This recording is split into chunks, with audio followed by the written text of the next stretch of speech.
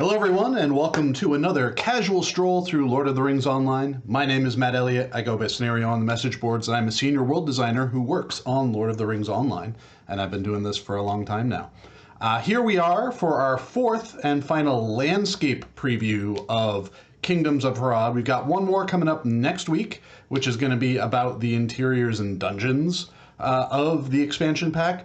But for now, for this update, or for this stream, we're going through and taking a look at the region of Idagâl, our fourth region for the expansion pack. For those of you that are new to this stream, this is a world design focused stream where I'm going to be talking about what goes into building the landscape and world of Middle-earth and how we adapt Lord of the Rings to a video game. This is not a stream to talk about things like lag, performance, PVMP, class balance, all of those things. Those are outside of my wheelhouse.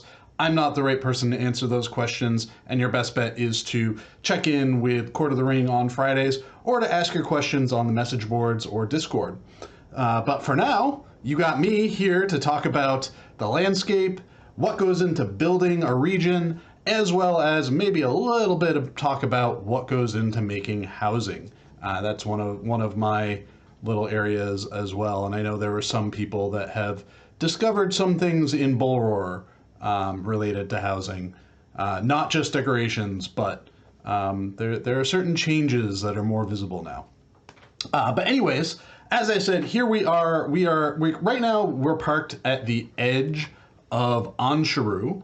Let me bring up the map real quick so you can see where we're at. This is kind of where not exactly where we left off last week. Last week we ended our stream here in the very southern borders of Kudzagin, because that is one of the ways that you can get into Ansharu from other existing landscapes. You can come in through Kudzagin.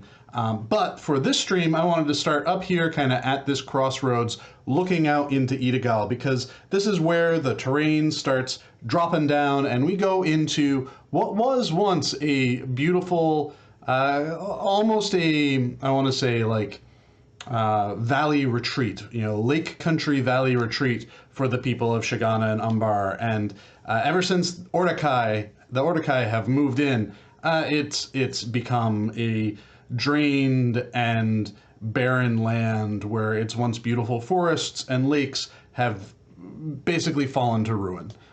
There's one seat of power in this region, which is the city of Imax-Dul, which is where the Ordokai seat of power is in this region. And it's honestly the nicest looking part of the region, where everything else has just been, the resources have been drained from the region by the encroachment of the Ordokai. So with that in mind, why don't we begin our run through the region, and I'll be paying attention to the chat and answering what questions I can as I move along. But I also need to run a little bit faster in order to do this.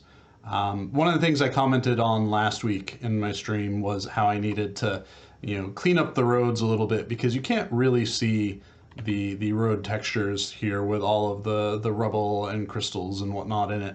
So that'll be a polished task that I'll put on my plate over the next few weeks as we gear up for the launch later this year. Malefic Morningstar says, so Umbar made my dwarves, everything falling apart. Well, I wouldn't say everything's falling apart. They're just certain bad actors that have moved into these regions that, it's like any invading force where if they're not approaching the space with care, it is very easy for it to fall to ruin, especially when, in the case of the Ordokai, they are here primarily for the resources that once existed in here. One of the things too, in talking about like upcoming development, you see this tree stump here. This is kind of one of our placeholder pieces. One of the things that we had asked of Art for this region specifically was for a new set of tree stumps that fit within this region. And so I'm not sure when we'll be getting those in, but the hope is that we'll be getting them in soon, and we can quickly and comfortably just slot them in and make things look awesome. So as we make our way down, there are forward camps here. I think this is an NPC camp. Friendlies? Friendlies, yes. I think this is, you know, I'm not sure what this is. This is not a region I've built, so I'm not familiar with everything that's going on in here. So we're going to be stumbling through it together.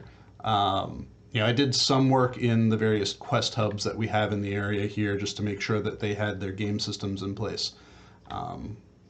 But I really do love the vista here.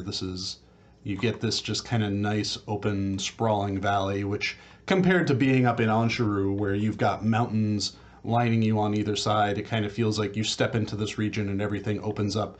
One of the things you'll notice here too is, one of our new asset sets here, the aloes. These are available as housing items. I think there's an assortment that's available through Lalia's Market, and there's going to be an assortment that's available through either barter or quest rewards, I believe. So as we'll continue here, when Orion and I did our kind of kickoff for all of this, we have a cave troll talking about just the general overview of what's going into the expansion pack. Our preview view was of this town, Ahaba. This is the major hub for this region. It's where you're gonna find most of your town services and whatnot. I think every hub has a base set of town services that we try to make sure exist. But whenever we have a major hub, there's a little bit more in here. I think we have like banker, auctioneer, like those kinds of town services as well, so that you don't get to the region and find like, oh hey, there's like I got to go back to Breetown to store my stuff and whatnot. So you get a lovely, I can only imagine the sunsets are beautiful here. We're not at that time of the day yet. I had set the time of day to kind of like early morning, just so that we could get some of the sunrise effect. So now we're here in I would say we're probably mid-morning-ish at this point.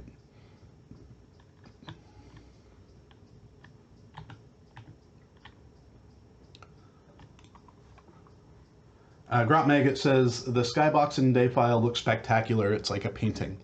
I think that's one of the challenges with building new regions is oftentimes we'll have this idea of what we want the region to look like, and there will be Dayfiles that exist that are like really close to what we want, but it's always kind of important for us to, as we're building out these regions, to have just a little bit of something new and extra in these Dayfiles. A slight change of color, a change in how the sunset is, just something or even in the night sky, just something to set, a Dayfile apart. Like we probably could have like gone with using like the Kijan Dayfile in here as well, but that wouldn't necessarily fit the character of the region, and it also wouldn't bring us something new or give us another thing that players could get for their houses as well. All of the regions introduced in the expansion pack do have Dayfiles associated with them that you can get for housing.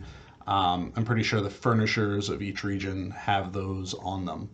So that's also one of the reasons why I think it's important for us to try to have a little bit of something different and something fresh in every Dayfile, just so that if players want something a little different decoration, they can get those decorations. All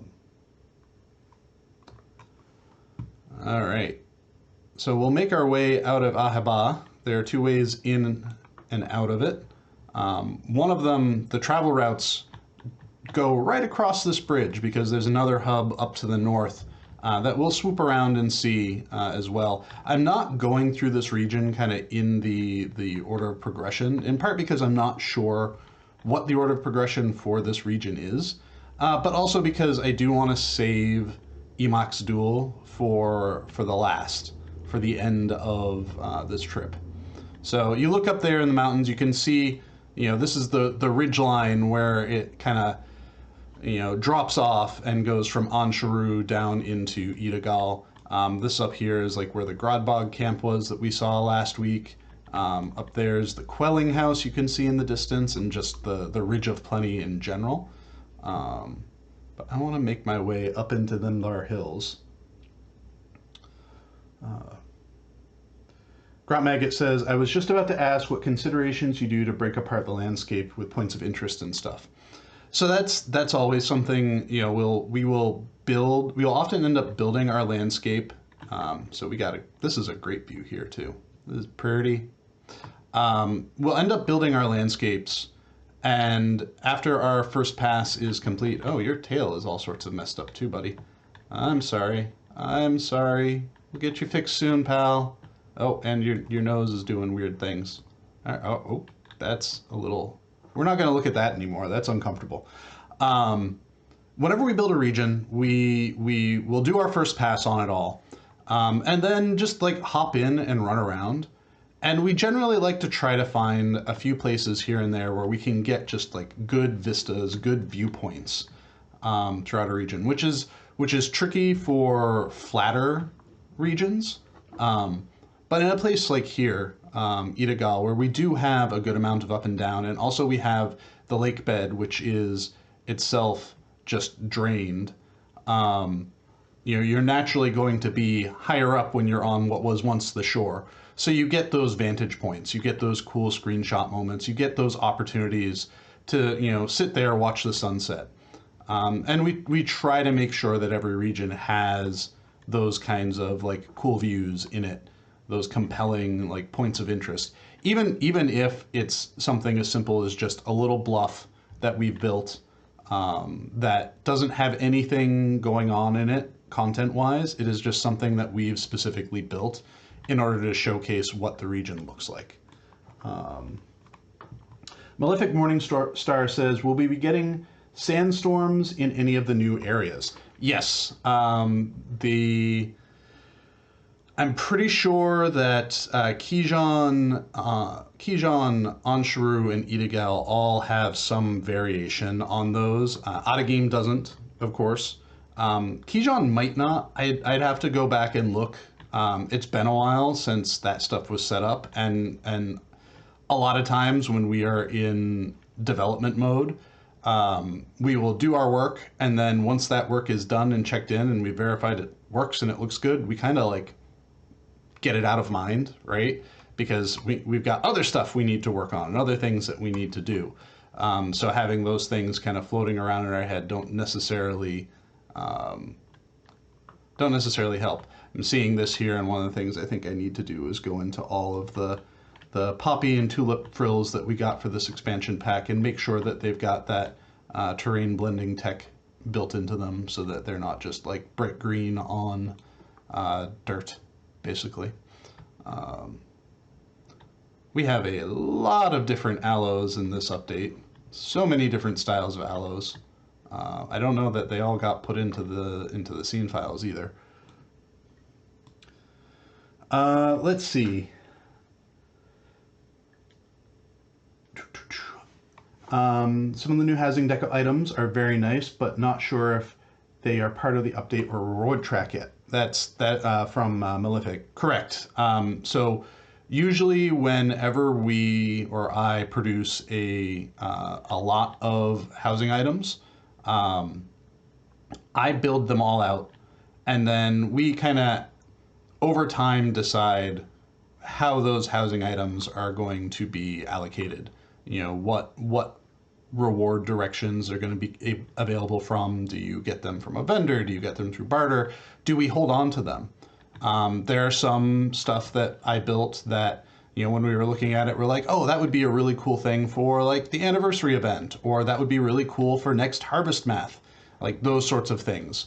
So even though, you know, I think, what did the grand total end up being? Oh, I want to get a view of this real quick. I think the grand total of like new housing items that I made, not counting anything that was specifically made for housing by the art team and requested by content and whatnot, but just stuff that I made based off of the art assets that were created for the expansion pack. You know, over 500 easily. Not all of them are going to be a part of the what is available at the launch. You know, some stuff is allocated for future releases, some stuff, we kind of felt like, oh, well, this looks like really similar to other stuff that we already have. So maybe we don't need to release that right now, or maybe it's kind of more of a rainy day release kind of thing. So, so yeah, that's where it stands with those things. We did, I don't remember if I mentioned it or not, but like when we did get the assets for Jarrett Manesh and the Temamir dwarves, one of the things that I did was I made a whole new set of decorative, stairs and all of that stuff to kind of go along with that style of thing. So, I wanted to make sure that all of our dwarves were represented and that there were things for the dwarves of Jarrett Manesh to have as housing items as well. Oh, we need to do a far view pass. There's some things here that just kind of blipped in. And again, that's another like step of polish for us as we go through. Drewster says, obviously a lot of people had deserts in mind for Harad, and there's some of that, but I'm honestly surprised that there is so little. Not a complaint by any means, but interesting that you led to that decision. If you went over this in the previous stream, please feel free to ignore. So yeah, I think originally when, 3.5 or so years ago when we made the decision to head to Harad, I think a lot of us were, I don't know why my day file's going wonky right now.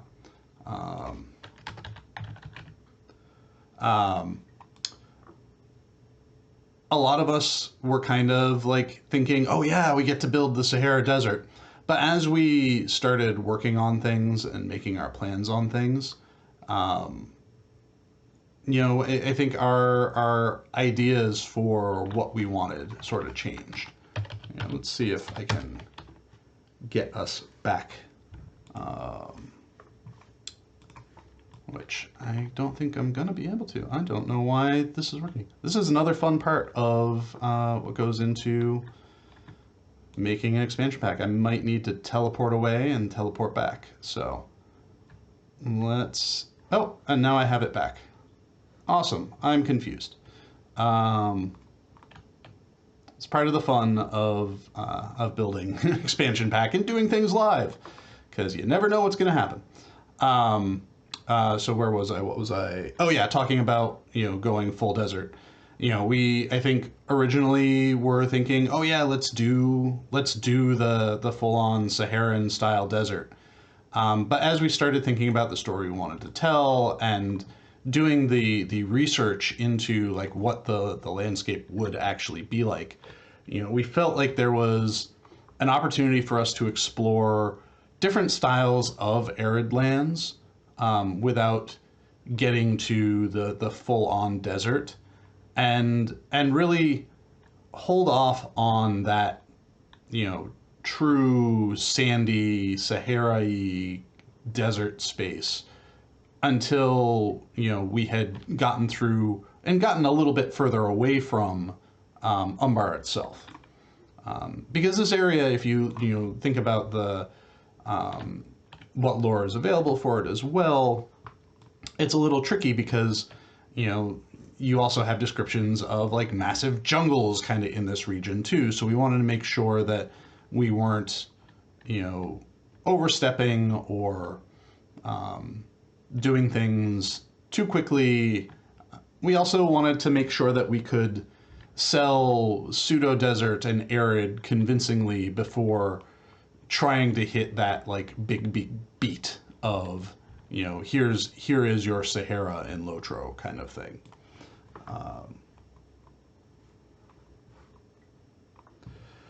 Grot Maggot asks, and to add to that, have you mapped out general biomes for future regions at this point? Like, this will be swampy area, this will be more arid. I think at a high level, yeah. I think in my cartography of Shigana stream last year, one of the slides I had in there was talking about the different kinds of geography and the different kinds of biomes that you could find in these regions, and the designer who built that, Chris Pearson, he like pretty extensively covered most of Harad and South Gondor as well, in terms of like figuring out like what kinds of biomes would exist in all the different areas. So we have a high level sense of, you know, this should be kind of more arid, this should be deserty, this is where a forest is, this is where jungles are. We've got that pretty well mapped out, at least at a high level. You know, I think as with anything, as we're building this stuff, there is room for flexibility.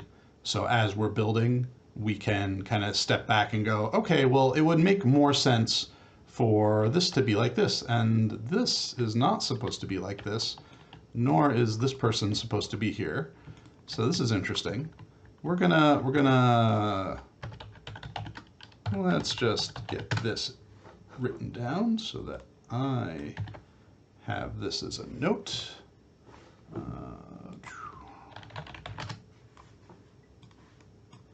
All right. Boom. Pay no attention to the floating aloes and the weird avatar standing there. So yeah, like we have a high level plan, and then those plans can be adjusted as we actually turn towards building out those areas. You know, I think if we ever move towards things like Rune and Darwinian, or Darwinian and or Khand and whatnot, like we'll do very similar things with those areas too. Even just like, you know, once we start planning out where we're going next, even if it's only just one region ahead of us that we're thinking about, we do those high level steps of thinking about like what makes sense for this based off of what's around here, like all of those things. So Crazy Blue Squirrel says, are you including some kind of salty swamps that can swallow careless travelers? I think they exist in some real earth salt deserts, but I have no idea how you can include that in LOTRO. There are no plans for that right now. We do have some like geothermal pools in Ansharu, and we were originally thinking like, do we want to give them some sort of gameplay mechanic associated with them, but ultimately decided to just like pull off on that and not do that, because we didn't really feel there was a strong need for it or a compelling gameplay purpose for it in what was being done in the region. Here we have another Grodbog hive. These are some of my favorite new assets that we have, just because like they're a revamp of old assets, but they've got a little bit of extra to them, which makes them a lot of fun to work with. This goes back.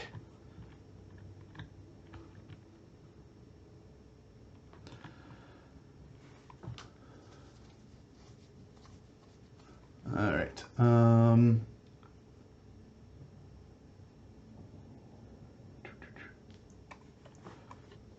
So Druidfire says, I'm not sure if I love or hate the fact that the aloe plants are solid.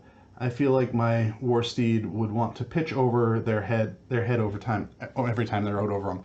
Yeah, that is purely for convenience in traversal of landscape. Back in the original game, every bush had physics to it. Every single bush. So you'd bump into this, and then you'd bump into that, and then you'd bump into this. And if you were just trying to get from, one side of a region to another, it was painful.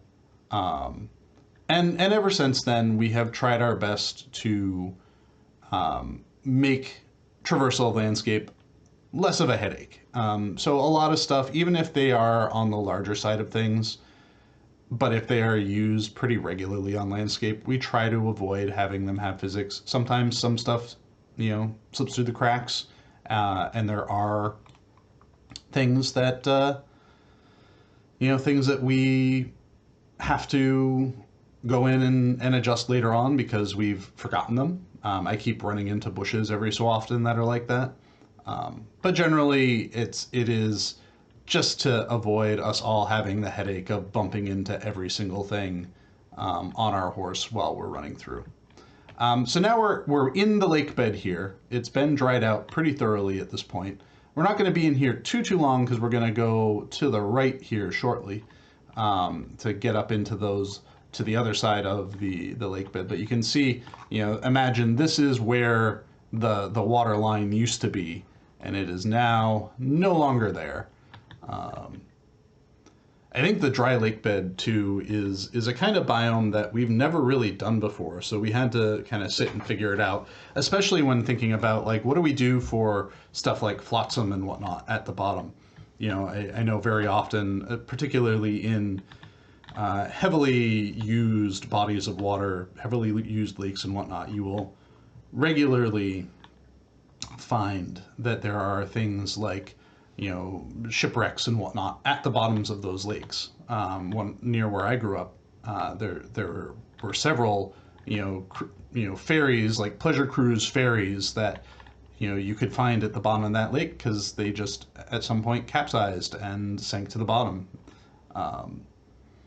So it was different. Like what kind of plants might be down there in a dried out lake bed? What kind of objects might be down there? Are there remnants of animals there? I think we have a great fishbone, like dead fish, terrain texture that was made for this purpose as well, which I'm not sure if it's been painted down yet, but it might be present as we're running around.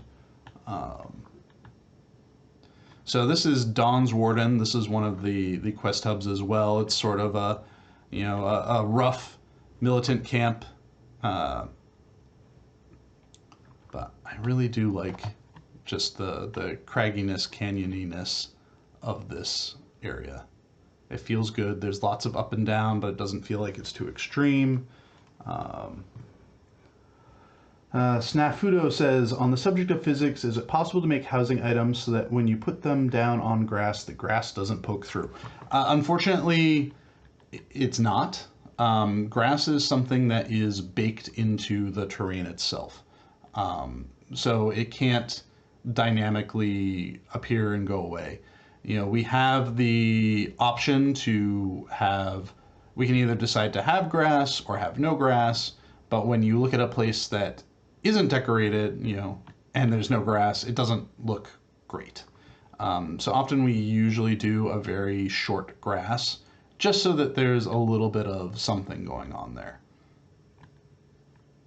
You can see remnants of the water in the lake bed there, and what appears to be some rather large bones at the bottom of that lake. I wonder what that could be. Thangdrim says, it really feels like a merge of Kudzagin and Ureshtar. It's interesting that you mentioned that. The designer who built this region was the designer who built the landscape for Kudzagin, and he looked a lot at how I used these canyon rocks in Ureshtar and wanted to try to have some similar feel to portions of the landscape here. That canyoniness, but with a different take, as opposed to the water cutting through and forming the canyons. This is more a fact of, the water is gone. It's lacking water. And because it's lacking water, now you have these canyons that have formed. I love this style of bridge so much. It is so much fun. Gives me Indiana Jones vibes.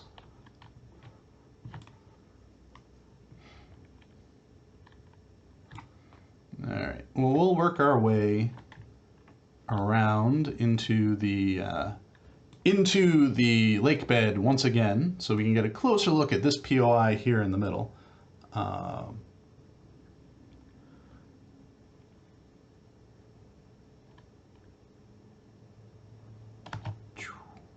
Jump and jump. Woo! So here we are down the lake bed. I think one of the things, if anything, is going to change here is we're using the flotsam assets in the scene files, and they don't feel like they're quite working right. Some of it's because the physics on the objects themselves are very rough.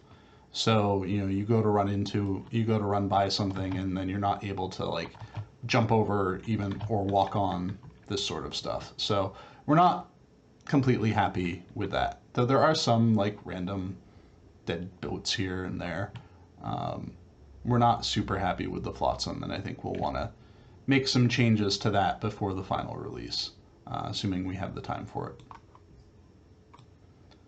All right, we're here just running around the lake bed. Let's see if I can. I don't think the dead fish texture has been painted yet, so we'll not dig around for that. It wouldn't be a pseudo lake area without our or watery area without our dread tortoise hanging out. And these are just like really, really militant snapping turtles, and snapping turtles are already pretty militant. Thangdrum says, the big bone section was quite noticeable on the terrain map. Good to have a landmark of that kind, non-functional in purpose. Well, you say non-functional, but we just had a drake up ahead who flew out of my render range. It is functional in that it exists as a drake camp, because why not have drakes hanging out in the rubble of a dead dragon? A couple of dead dragons by the looks of it. We got a dragon there. We got several dead dragons. One of the things too that's coming out of this region is we are getting a ton of just like skeletal assets based off of different animals that we have. So, you're just freaking out a little bit. Calm down, Drake. Calm down.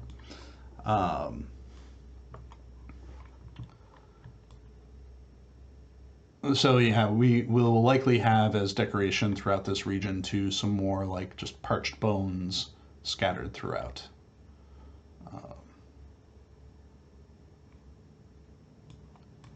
We have what was once a beautiful causeway, now in ruin, making a very impressive POI as you look out across the lake.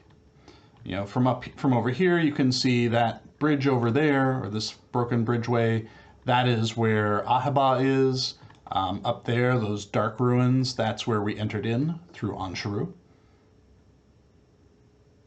Make our way up this way. The long slope up out of the lake.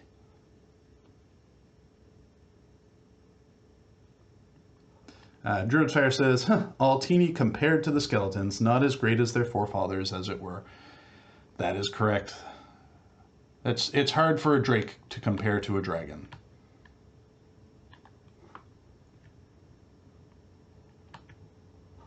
So another like interesting just general point of geography since we're here. If you look at the map, where you see this POI here and the Hunt of Kubala is actually right on the other side of the ridge from Dunshuma. So Dunshuma is here.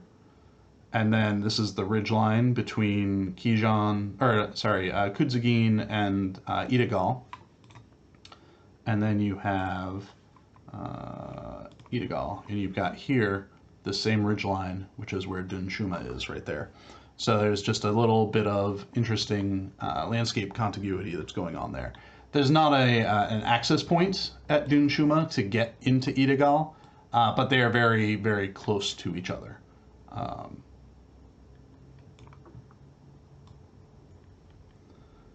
We're continuing around. So this promontory here is yet another basis for a quest hub. It's another spot where survivors and heroes have kind of made a little space for themselves to be safe from the villainy of the region and to spoke out into quests and adventures. From here, you can kind of spotlight a few different other monster camps. Like there's something going on up in there, which we'll check out. Then there's also over here, you've kind of got another quarry of sorts. That's one of the things that the Ordokai are big about through a lot of this is, if it's not deforestation, they're also mining the hills for the resources within it to fuel their armies. So here we are at another quest hub. Most of it is all here. I'm not sure what's going in here as far as content goes, but we've got our little camp set up. It's always I think maybe difficult isn't the right word, but it can be a little challenging sometimes to build substantial hub spaces in areas, in regions that are meant to be kind of under heavy conflict, because you're like, well, how would they realistically manage to set up this fortification without, you know, being kicked out basically by the opposing forces? So it's a little tricky, a little tricky. So we're making our way down here. We're making good time through Idagâl too. I'm surprised. Maybe I should slow down and more casually stroll as opposed to run through, but I never really have a good sense of how long it's going to take to get through a region. It's always hard to calculate, especially if I end up like stopping and paying close attention to things and talking about things a little bit more.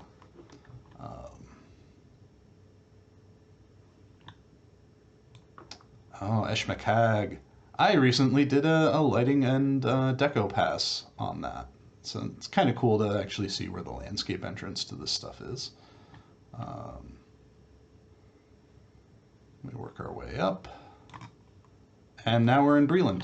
All right, well, we'll make a note for this for myself as well to set this so that we're not in Breland anymore. Breland, and that's floating aloe. Alrighty. Alright, let's work our way back down now into the dry realm, Idagâl. This is an impressive little valley. Ordekai sorcerers here and there and everywhere. Wonder if there's a way into the Eshmakag from here, or what that looks like. Alright, it looks like it's just an entrance. So we're not gonna try to go in here right now. I would guess that there's an instance happening in there. The way we kind of split up our region, and I've talked a little bit about this before too, is at its core, you know, we're kind of working in this mode of, you know, each world designer gets a region or two, each content designer gets a region or two, and by and large, at least at the inception of those areas, we're working on them solo. They are kind of our places to, you know, sculpt and run within our own teams. Now we're kind of at the point where, you know, principal landscape development on everything is done. You know, we've built everything that we've needed to build. Let me just rocket jump myself up in here because I want to see what's in here. I want to get in here.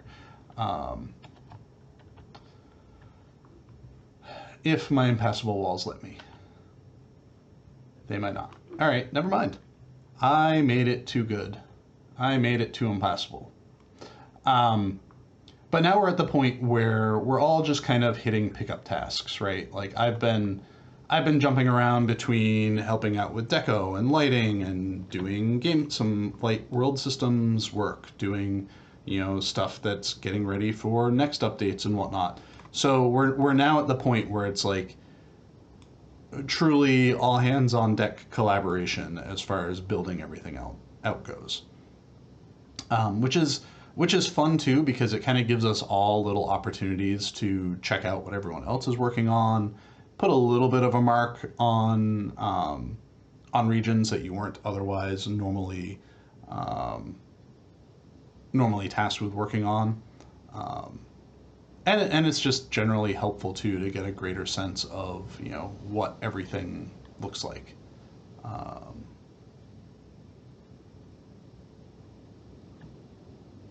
right, well, we will work our way down and around, make our ways up into the hills here, and then get ourselves to Imak's Duel. Mario Justin says, do you get to pick and choose which designers get to work on which part to work on, or do you collectively decide who does what based on some strategy?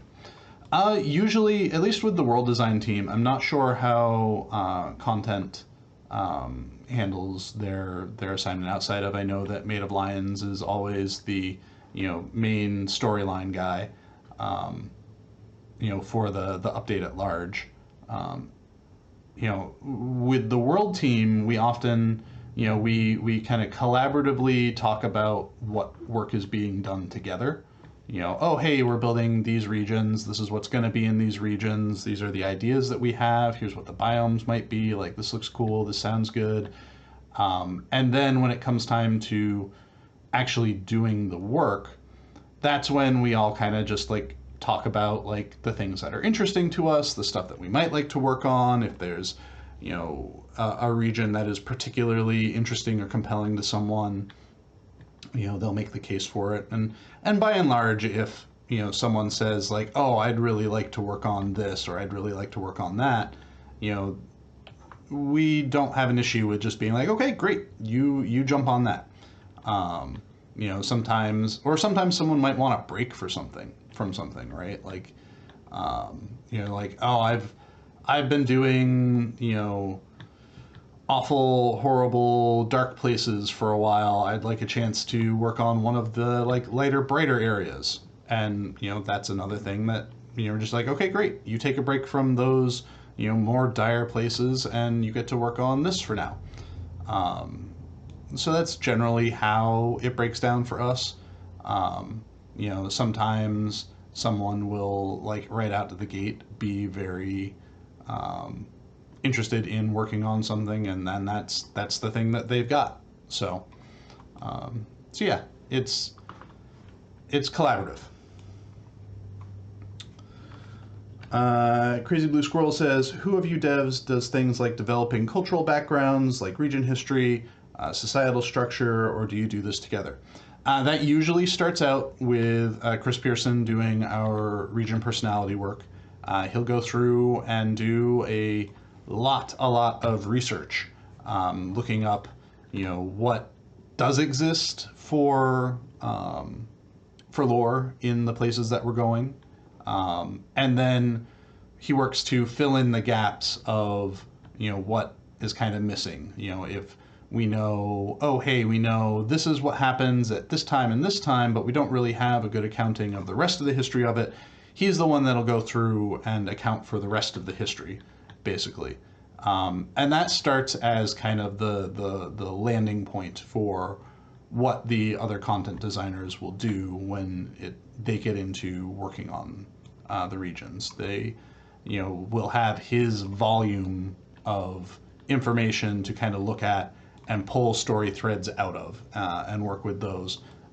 There's still room for them to bring in their own ideas and whatnot, but generally the like core history of a region, the people, the culture, the events, those are something that Chris will do before we go in and actually start working on our individual ideas about what we want in the space.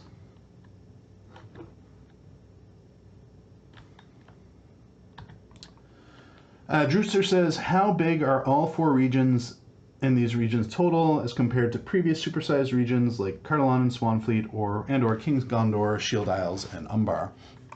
I would say things are fairly comparable.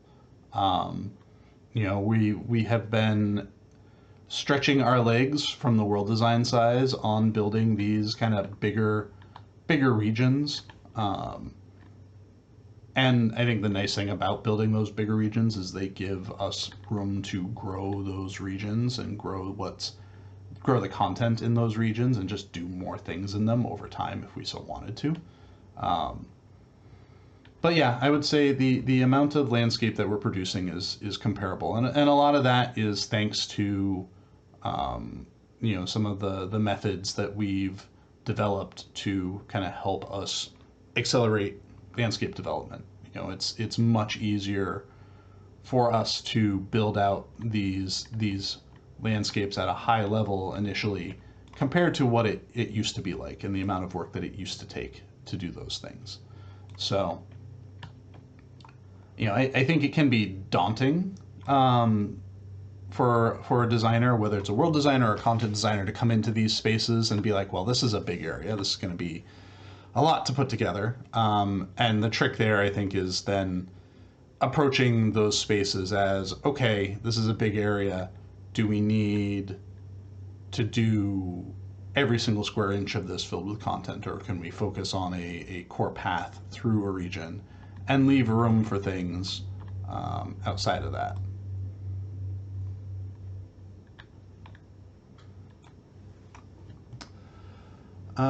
So Malefic Morningstar says, "Is this a road? Is that a road up there or an aqueduct?" I'm not sure which way we were looking.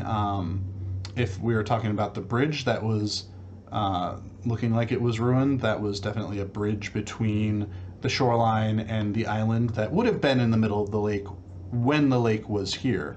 But now the lake is no longer here, so it is no longer a space that you can get to through that bridge.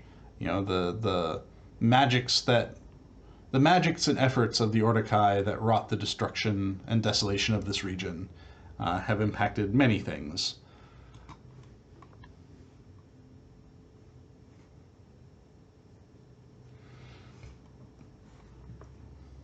Oh, I'm being reminded to drink water, so I'm going to drink some water.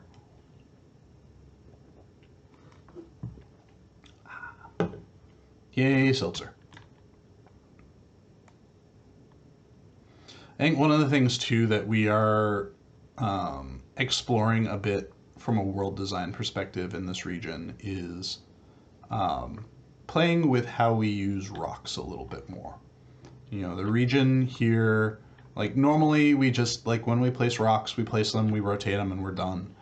But for these regions, we're exploring a little bit more with, you know, changing how we rotate things, and I think that's allowing us to do more with fewer rocks because we could rotate things in a way that we wouldn't normally rotate them in order to get a certain look or feel. You know, something that might take like 2 or 3 rocks to make a certain thing look a certain way with just normal heading rotation, we can do with just like 1 if we start rotating it off beyond just the heading. And I think that's working like pretty well for us in terms of making these regions feel a little bit more organic with their rock use as well. Mary Alice says, "I notice there seems to be more an issue with the radar maps in most areas, most noticeably in some blocks. Seems that fellowship markers can wander off the radar canvas, and generally coordinates seem wrong. Since the UI is mostly native code, I guess you need task engineering with looking at that, or maybe it's something to forward internally." It's usually, if it is anything other than creating the images, it is not something I can do much about. It's certainly something that... why are you solid? You should not be solid. It is something that, you know, we would need engineering to look at to kind of give us a better sense of, you know, why that is happening. I've seen it happen before in a couple of, you know, circumstances as well, though I couldn't tell you exactly how to reproduce it. But it is something that, you know, I've observed, and I think that we are aware of. We just don't have the time or priority on resolving that compared to some of our other more hot button issues. Mr. Alex says, "I understand that Harad is usually open and wide area, but can you make some regions with more hills and cliffs like Trollshaws?" I think with the Trollshaws, you know, there's certainly something that I would do differently. I think how we approached Cardalon is a more satisfying way of approaching cliffs and hills and whatnot, where there's a lot of traversability. You know, I think where Trollshaws becomes frustrating is when you are trying to traverse it and you know you have to get to the top of a cliff somewhere, but the landscape forces you to backtrack pretty extensively in order to get to the top of the cliff. And I think that's distinct from something like Urashtar, where you're only ever in the canyons. You're never being asked to get up into higher positions. Whereas with the Trollshaws, there are very often times where it's like you go down one alley and you have to just turn around because you're now blocked. You can't go any further. So I think if we were to do something like the Trollshaws again, we would want to look at it from the direction of what we did in Cardillon. How can we make sure that there's more traversability, even if it's steep hills that you're climbing up, but it gives the appearance of impassability while still being walkable. I think that's kind of the middle ground as far as like those designing things go. So yeah, real quick, we are here in Emacs Duel. This is the kind of, how there's Minas Tirith and Minas Morgul. We have Zajana and we have Emacs Duel. Zajana is by and large a friendly city, though there are some unfriendly portions of it. Meanwhile, Emacs Duel is, full on, city controlled by Ordak, and part of your story through here is doing what you can to establish footholds within it and work against the enemies within it. I'm not sure how instancing is handled through here. If there is instancing, I'm not sure what the content team is doing in this space, though I know the person who was designing this space is having all sorts of fun building it, decoing it, and whatnot. So they are living their best life between all of this plus the interiors that they are building to go along with this. Mario Justin says, I know people have a lot of ideas for Tales of Yore in older regions, but the fact that all these regions are somewhat post-apocalyptic geographically, it would be really cool to one day see how they could work or how they could look in their prime. I think that's where the value in Tales of Yore or alternate versions of regions come in, is being able to see a very completely different take on a region that players have already kind of gone through and might have become like fondly attached to. We were having this conversation, I think, last stream about the viability of doing a Tales of Yore or post-war Rohan. And the trickiness of that is there enough of a change between the Rohan that you experience, when you first go through it and what Rohan would look like after the war. And the change is not considerable. I think for Tales of Yore or alternate versions of regions, we really want to make sure that you're getting something that is distinct from what your prior experience might have been. I think that's important for however we approach that. We've talked about in the past, Tales of Yore Even Dim and Enumenos, Tales of Yore Fornost, Tales of Yore Angmar even. What did Angmar look like before things really went sideways with the Witch King and whatnot. So, I think there are definitely stories to be told in alternate timelines for a lot of regions. I think it's just important that if we're doing those, that we also make sure that there is a good visual hook to go along with that.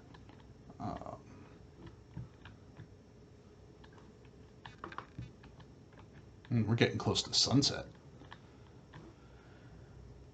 So yeah, long-winded conversation. Orion pops in and says, "Silly Ordekai in their water."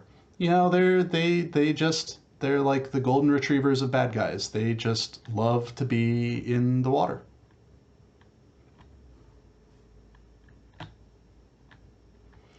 All right, let me see I think this was a dead end here.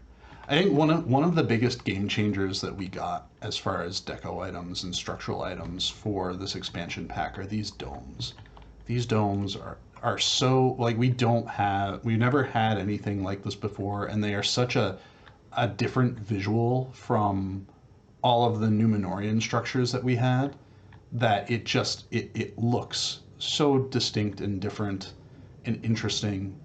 And I hope there are there are more opportunities to use these things in the future, because we've done, between the Shagana brutalist structure set and the Zajani building set and Hamadi and Umbaram stuff as well. Like, we have a lot of really awesome new architectural stuff that, is just begging for further use.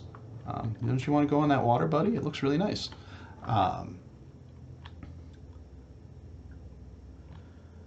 The Questing Dad says, this place looks amazing. Can't wait to explore it myself. Yeah, I was noticing as we were entering in here, the gate was locked, so I had to rocket jump over. My understanding is, I believe that, the city itself is locked off until you complete instances. And then you'll be able to go in and continue content within this space, having completed those instances. That's why, like, things look kind of empty right now. I'm sure there's more going on in the actual instance spaces, but I'm here on instance 0, so not much happening at the moment. What we really need is a good city clutter scene file. I built one of those when I was working on Londkirion and in Gundabad as well, and they're such useful scene files to have, where it can just be a scene file of like random deco objects, crates and benches and whatnot, to help fill things out. So here's a nice surprise, a nice reprieve as you come up into these gardens. This is a really beautiful area. I'm super happy about this. I mean, the lighting might be a little saturated, but the look and feel and the pergolas are beautiful.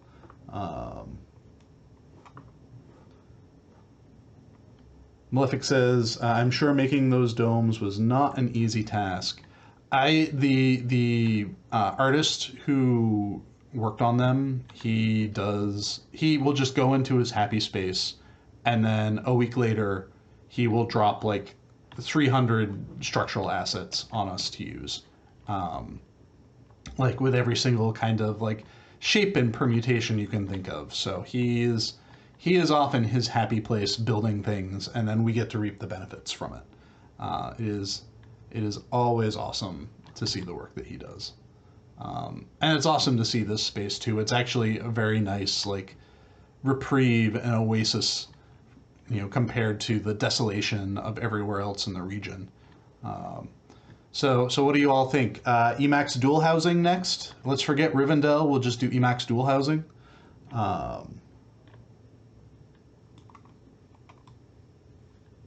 Even stuff like this would make a really cool housing item. I might need to start making some combined asset requests for the coming year. Just get some good structures put together. Malefic Morningstar says, this is how I need my home yard to look, so when you make new homes, give us tons of yard hooks. I will give you as many hooks as I can, but, we've all got limits.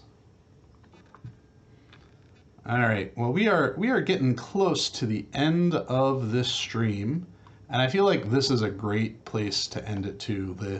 The most beautiful place, honestly, like, I feel like this is the most, well, I don't want to say the most beautiful, because I feel like everyone can find beauty in anything, but this is probably the most intentionally beautiful place in the expansion pack.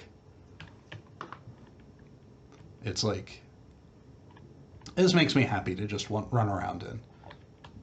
It's too bad while you're in here you're probably going to be getting attacked a lot, but that is neither here nor there. This just feels really good to run around in. Alright, so we'll find a good view. I'll take a look at chat to wrap things up, and then we'll call this stream for the day.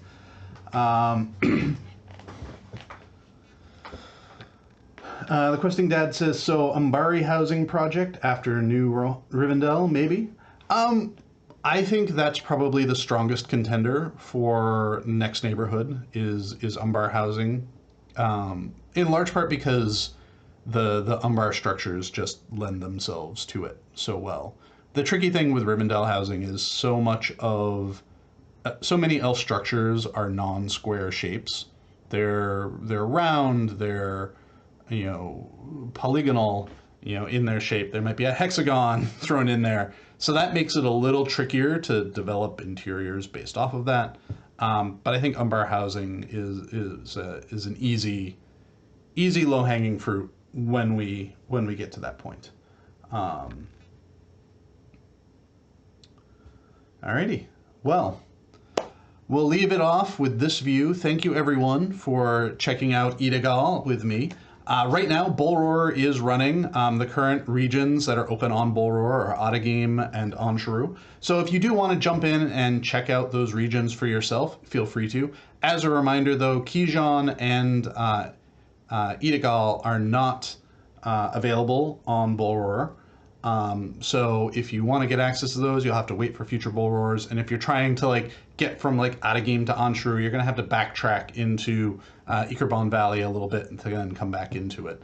But yeah, so Bolror is live if you want to check those things out. I did mention there's a little bit of extra housing stuff that has gone in and that you can see on Bolror. Some eagle-eye people have already sussed out some of it, but I haven't seen any comments on another aspect of it. So maybe that's a good scavenger hunt for you all if you are jumping into Bolror and you want to take a break from these regions. Just look at some housing stuff and see if you notice anything different. Anyways, thank you so much everyone for hanging out, for chatting. Next week we'll be doing our final preview stream, and that's where we're going to be looking at the interiors that come with the Kingdoms of Harad. So thank you everyone. I hope you have a great afternoon. Have a great week. Keep an eye on the message boards, on the forums, on social media for any announcements that we have regarding LOTRO. I hope you all have a great afternoon and evening. Have a good one.